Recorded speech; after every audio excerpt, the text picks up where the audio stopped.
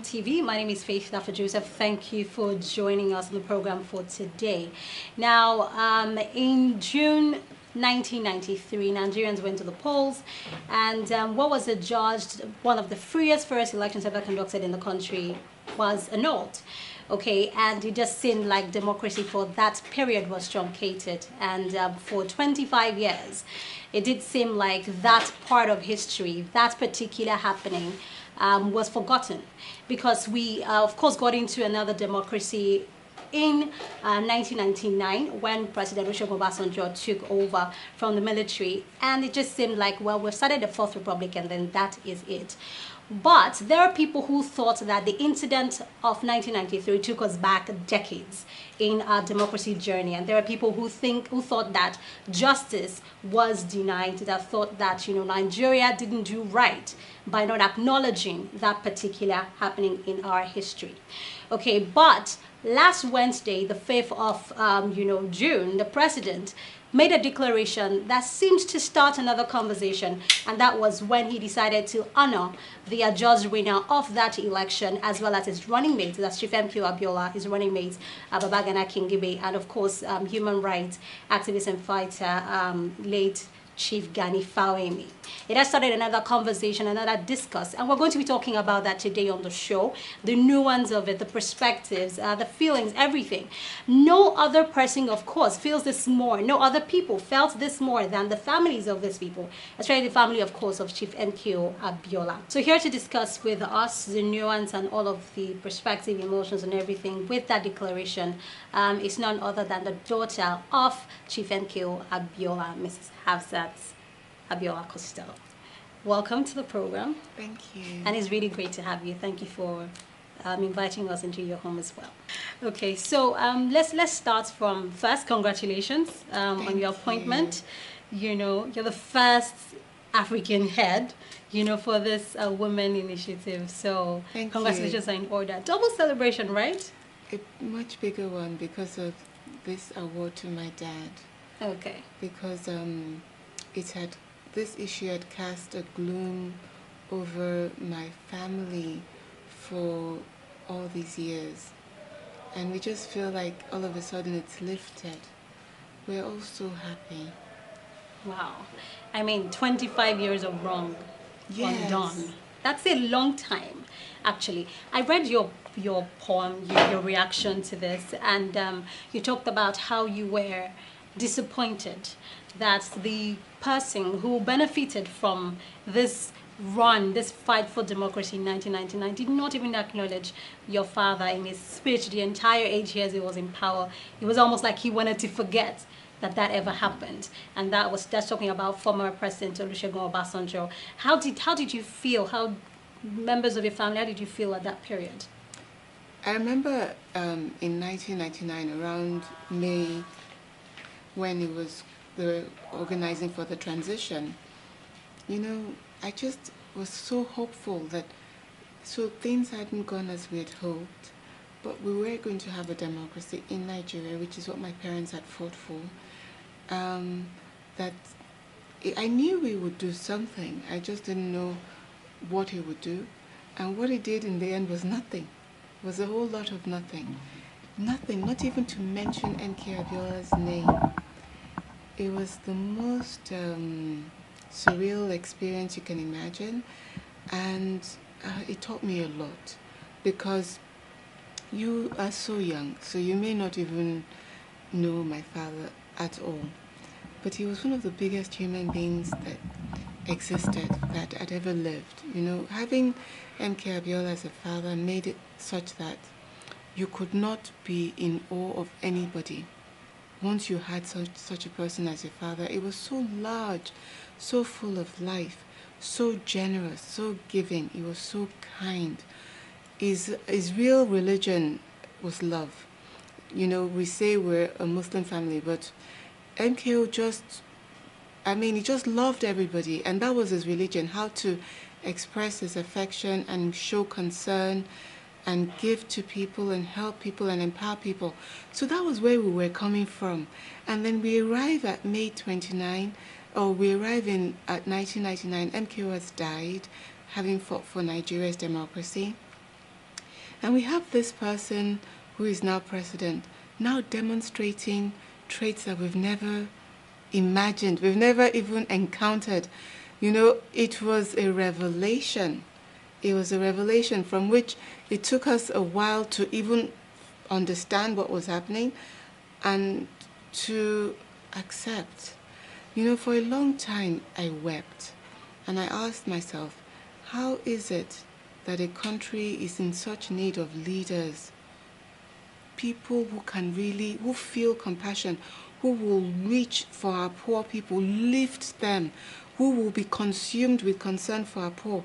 And here is where we are, with people, it's embodied in this person who cannot even show appreciation from something from which he has benefited so clearly. I remembered, you know, my parents. I mean, I'm not Yoruba. I remember my parents, everybody going to vote, and everybody wanted to vote for Abiola. Wow. You know, and everybody just talked about how much he gave, how much he was a philanthropist. So that was the only picture I had, that, oh, this man is going to be president. And then he wasn't president. And then, you know, there were riots and protests. And I knew I had to be picked from school a lot of the time because of the protests and the riots that were happening. But, I mean, fast forward to when democracy started again, the Fourth Republic in 1999. There are people who thought, you know, that Nigeria's democracy has not grown because of that incident. Do you hold that belief as well? I think that the people we have at the helm of affairs matter. You know, so we can have a democracy, but if we have people who are not really committed Democrats, it has an impact. And it was to our misfortune, you know, because by 1999, what had happened, to go back a little bit in history, is that first we had a transition program that began in 1990, and it was stopped in 1992. Then General Ibrahim Babangida started another one that was to culminate in 1993, which was the one my father was involved in. And then that result was annulled, which created the June 12th movement.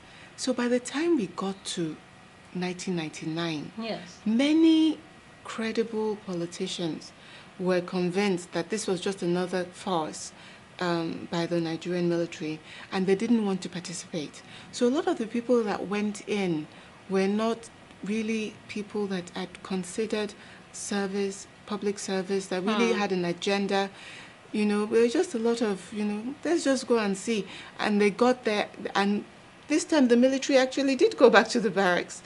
But unfortunately for a lot of the people involved in the democratic movement, they had sat out this transition, and it was the transition that actually was resolved. It was resolved, and so we're where we are right now. Yes. But did you think, from the declaration of the president, you know, last week, did you think that justice was finally done? Did you think that any right was corrected?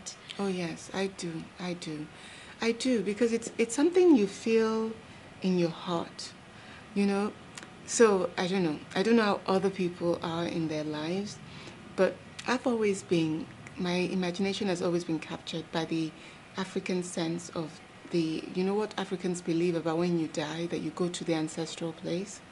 This has always been my belief. Even though I'm Muslim, I'm observing my Ramadan, but that's just always been my own imagination of what happens with our loved ones when they die. And I could just imagine MKO. And in fact, this idea what the picture I had in my mind evoked a lot of compassion and sympathy for all the ancestors that were around MKO at this critical time in the ancestral place.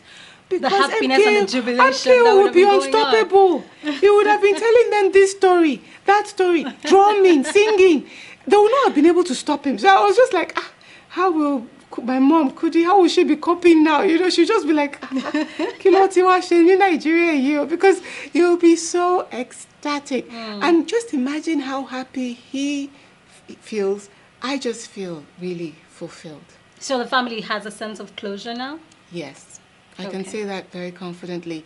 I just saw my stepmom today, Dr. Abiola. You know, she's a journalist, as you are, and she just told me, she said, and she had never told me this before, she said it felt as if with the annulment and all what happened after, that her heart broke you know, and she actually fell very ill very recently and nearly died, and it was a heart condition.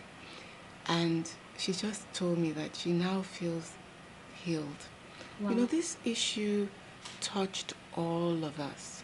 It touched all of us, and it impacted all of us.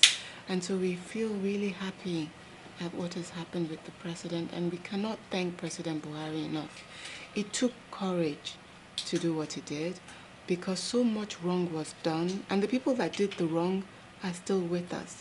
Talking and they're about still the people, powerful. yes. Talking about the people that did the wrong, I mean, I saw a tweet, that same day, by the person who annulled the election. That's former head of state, General Bangida, and he said that he was glad that the election was conducted, but the freest, fairest election was conducted by himself. And I've heard him in interviews past say that nobody gives him credit, for conducting a free and fair election, actually the freest and fairest election in Nigeria. We cannot give him credit because he did not follow through.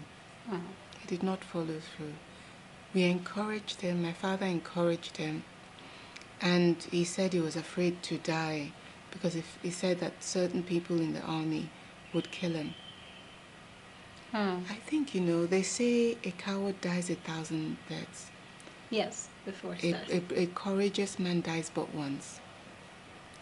So I think that really captures what happened with General Babangida.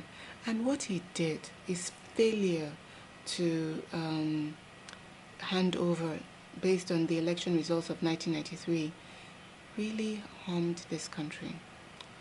Look at where we were in 1993.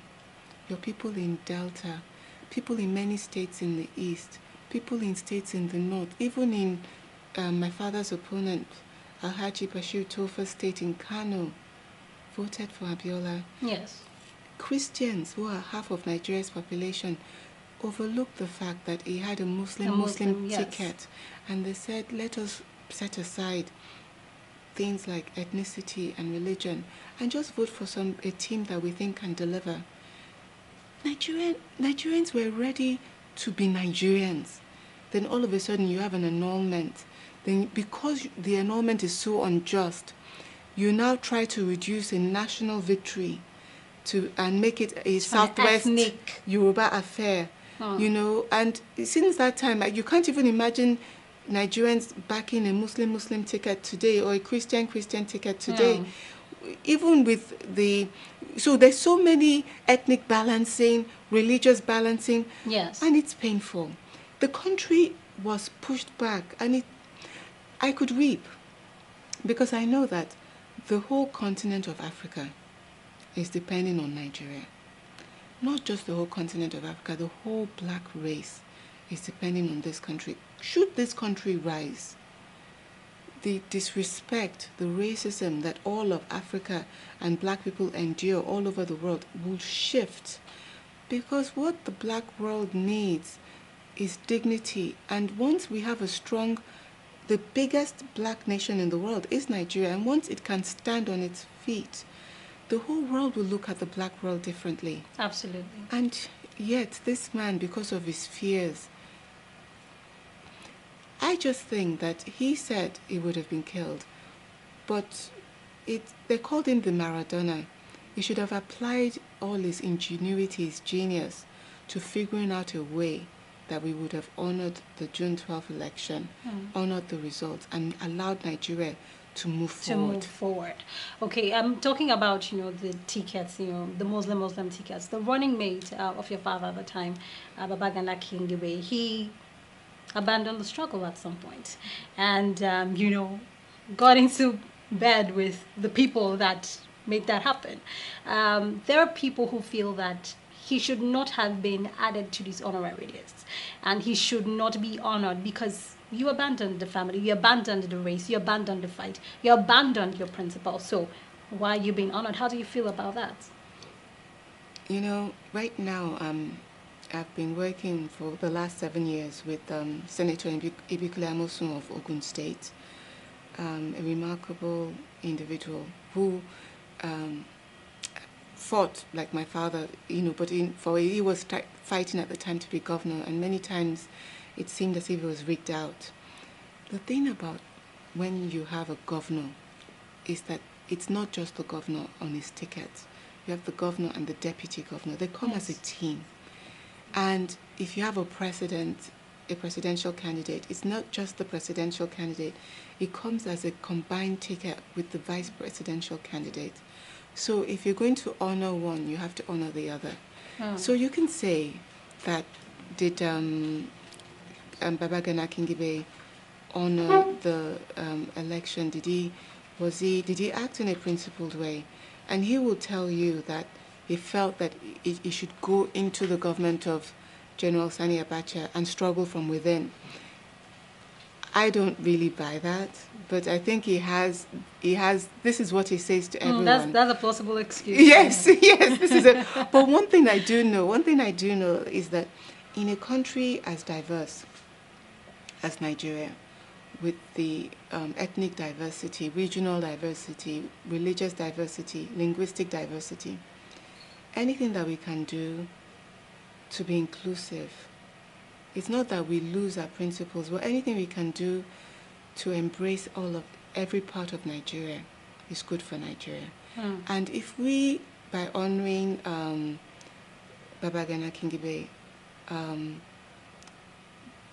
is conferred this title of GCON, in the end, it's not even just about him.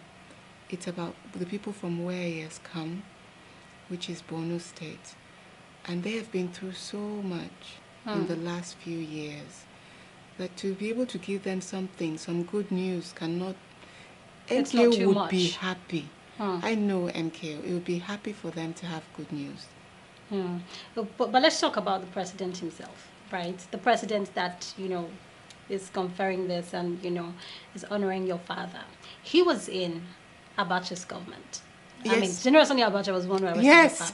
He was in Abacha's, he worked closely with Abacha, and he just said recently that, you say what you can about Abacha, but he did this, he did that, and it just seemed like he has never really condemned Abacha's, wrongs or doings at the time.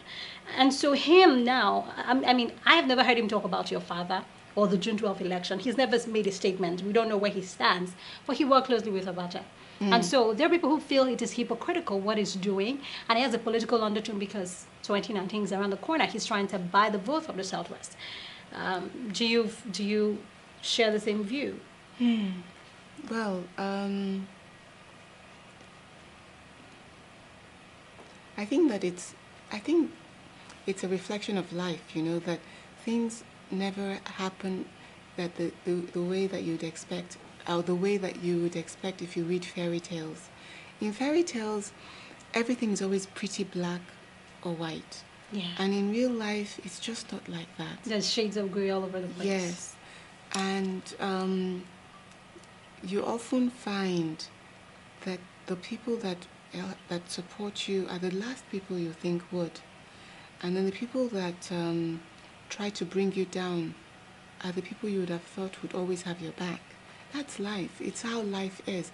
Who would have expected? If I tell you the story of President Obasanjo and my dad, how they went to the same school in Baptist Boys High School in Abeokuta, how my dad was a year ahead, and because he always had a little bit of money from being a boxer and a musician, he always helped out his friend. This is not from being the business mogul. No, this is when there were still very humble beginnings.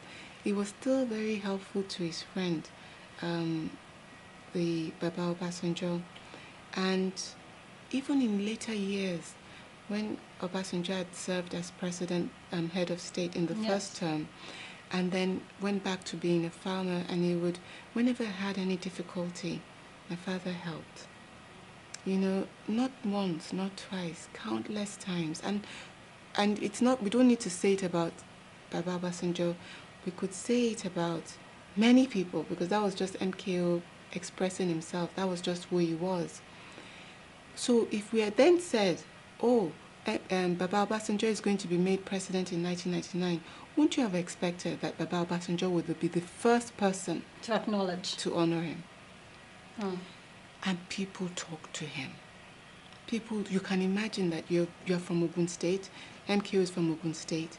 So even within Ogun State, it would have been inundated with requests that you should do something for our son, your brother. He did nothing. He didn't even speak his name. So when we now arrive at 2018, the 6th of June, and somebody hands down an executive order, we have to take note.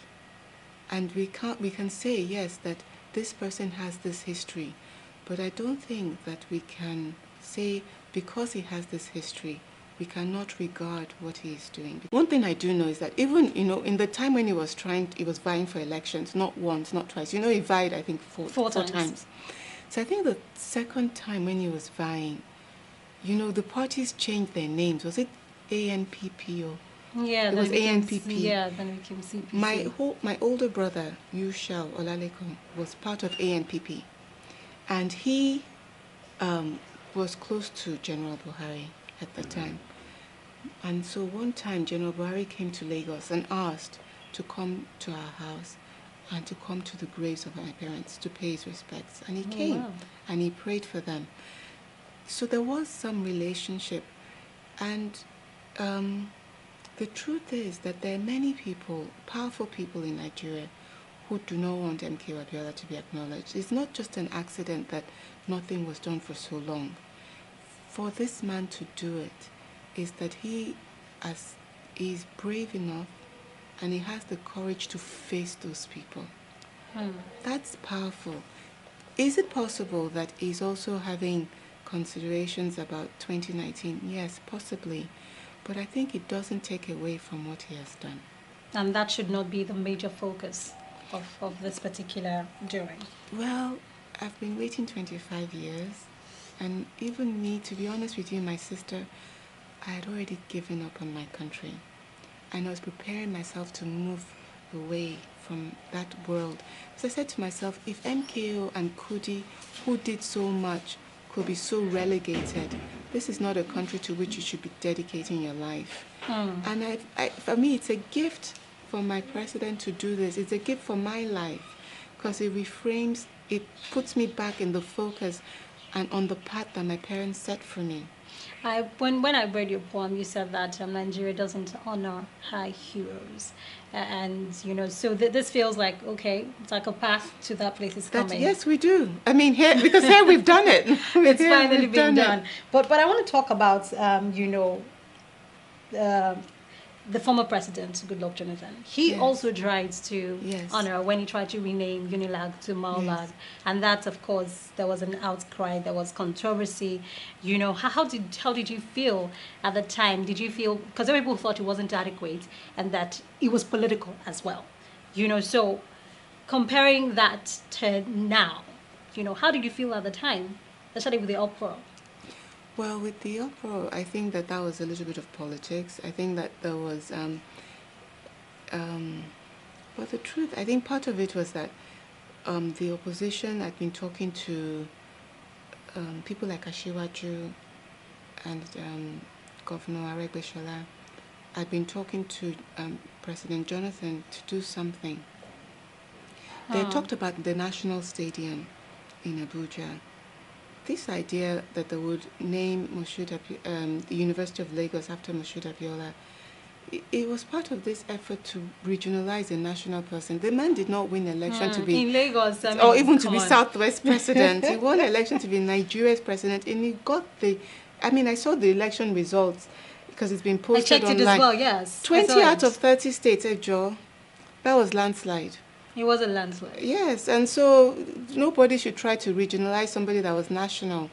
I didn't think that my father, so I wasn't really interested in University of Lagos. The people in University of Lagos, this is our school. I just thought to myself, listen, MKO was not killed because he was trying to have a school named after him. I did wanted University of Lagos named after him when he was alive. There would have been no problem because those ones would Wati for Leni, because they would have understood what the ramifications for them. What the benefits would be. Yes. Yeah. So keep your school, keep the name.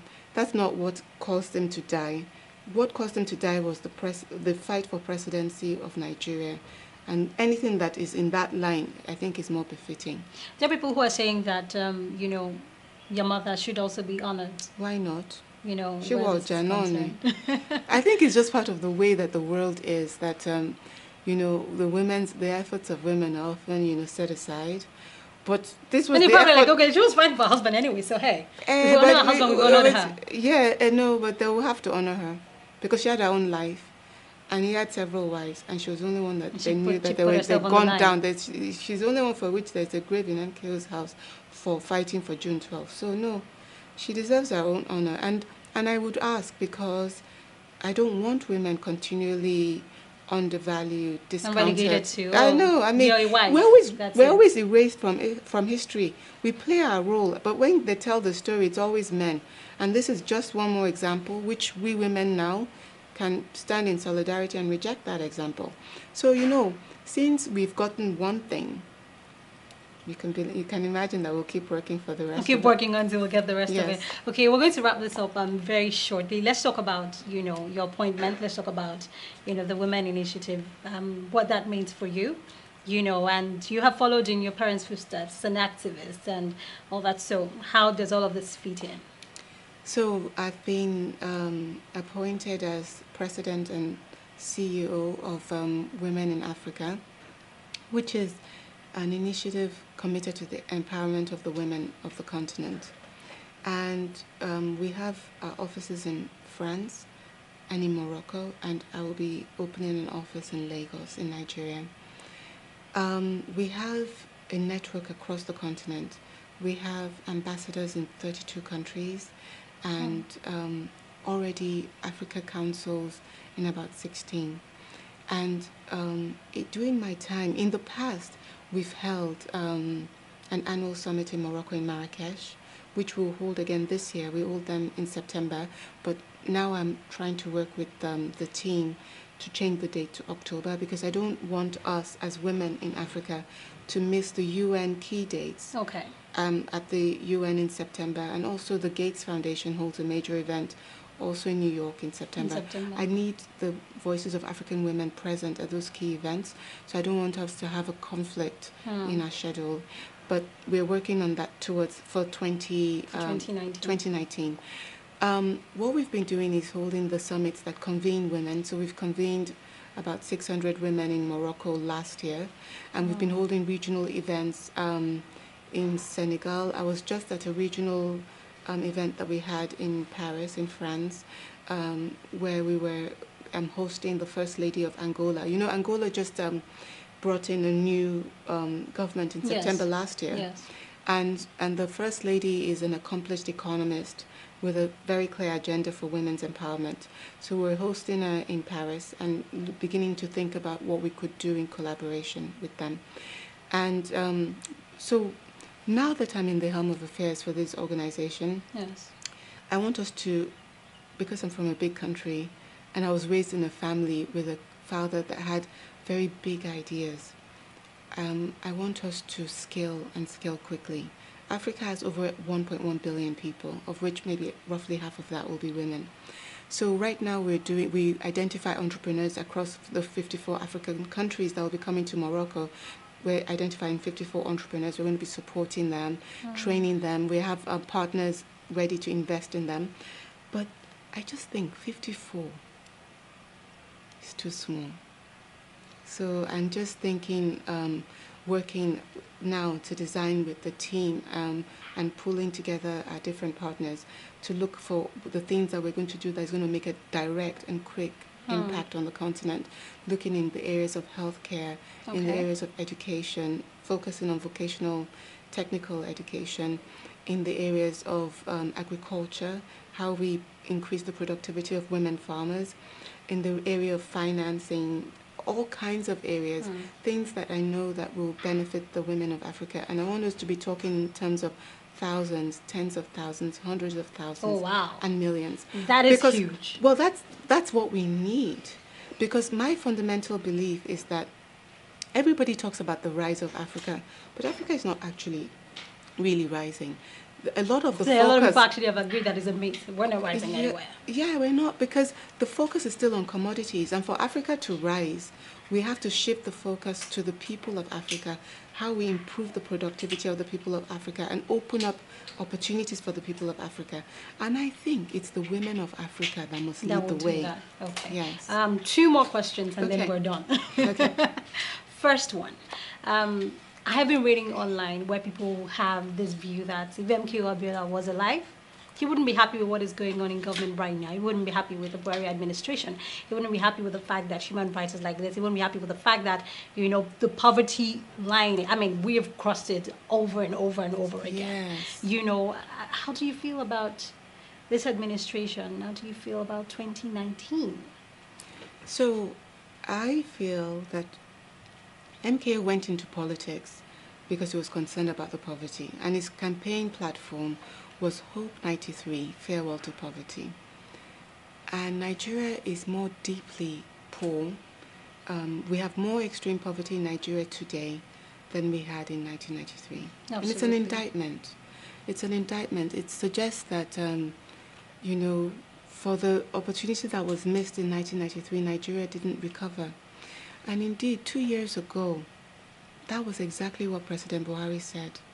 Buhari said, people asked him, because it was around the time of June 12, and people were asking for his reaction on June 12, because people wanted to know what he thinks about this, about June 12. And he said, one thing I can say is that since June 12, 1993, Nigeria has not moved forward. But as they move forward, this is 2018. Now, I think that if you look at the work of the Buhari administration, there are many things that they're doing to try to move the country forward. And I actually, I studied in the US. I studied economics with a focus on development economics, how people move out of poverty. Then I studied in China, pretty much the same thing, but it was called international development. But I was focusing on the development story of Asian countries, especially China. So when you study those things, you see that development takes time. It takes not just a little bit of time, it takes a huge amount of time. And sometimes you do not see the progress that is being made. So the Buhari administration tell us that they're investing more in infrastructure. This is important. We need infrastructure to address the lack of competitiveness of the Nigerian economy. But as Bill Gates said when he spoke before the Federal Executive Council, we're not investing enough in human capital development. Yeah. Because and they have to go hand in hand. As you're building the roads, you must improve the human capital. But I think that because of the paucity of funds, maybe there's been some challenge in this area, but I think there's efforts now to revisit this issue.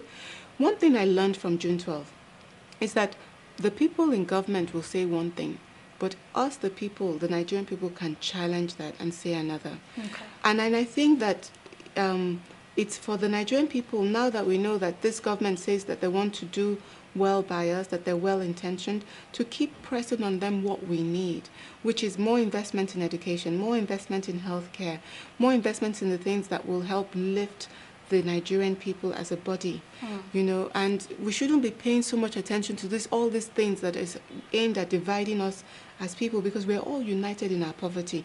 The Yoruba say that, even the wealthy man amidst 9 poor men is also a poor man. And that's what we're experiencing. That's what we're dealing with. Let's all come together and confront the poverty. And, I'm with Senator Amosun's administration, which is part of the APC government.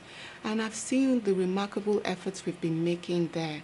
I've seen, and yet, so some people will say you're biased. You're part of the So APC. I am probably biased, but I don't know, I don't know, you can't have 2 dead parents fighting to end poverty and be biased.